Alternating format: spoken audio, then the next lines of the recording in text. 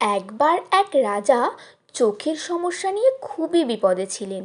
রাজা অনেক জায়গায় যাচ্ছেন তার চোখ ভালো করার জন্য, কিন্তু কোনোভাবেই চোখ ভালো করতে পারছেন না। হঠাৎ একদিন রাজা সন্ধান পেলেন তার রাজ্যের বনে এক সন্ন্যাসী থাকেন, যে সন্ন্যাসী সব ঠিক করে দিতে পারে। তারপর রাজা গেল সেই সন্ন্যাসীর কাছে, গিয়ে বলল, সন্ন্যাসী, আমার চোখের সমস্যা ঠিক করে দিন।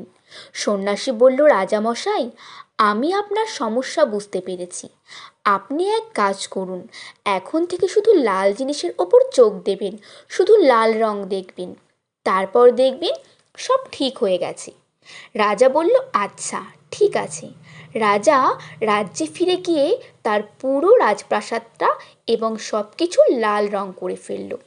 কিছুদিন পর আস্তে আস্তে রাজার চোখ ভালো হতে লাগলো। তখন রাজা খুশি হয়ে তার সৈন্যদেরকে বলল, যাও সেই সন্ন্যাসীকে নিয়ে আসো, আমি তাকে পুরস্কৃত করতে চাই। তারপর সন্ন্যাসী যখন রাজপ্রাসাদে আসলেন, তখন সৈন্যরা বালতি ভরে লাল রং দিয়ে তাকে ভিজিয়ে দিল। তারপর সন্ন্যাসী রাজার কাছে গেল। রাজা তখন সন্ন্যাসীকে জিজ্ঞাসা করলেন, কেমন আছেন? সন্ন্যাসী তখন বললেন, দেখতেই তো পারছেন। তিনি রেগে বললেন, রাজামশাই, আপনি আমাকে এমন লাল রং দিয়ে রঙিন করে দিতে বললেন কেন? রাজা তখন বললেন, আপনিই তো বলেছেন লাল রং দেখতে, লাল রং না দিলে আপনাকে দেখলে তো আমার চোখে সমস্যা হবে, তাই। সন্ন্যাসী তখন বললেন, রাজামশাই, আপনি তো একটা লাল চশমা পরলেই পারতেন।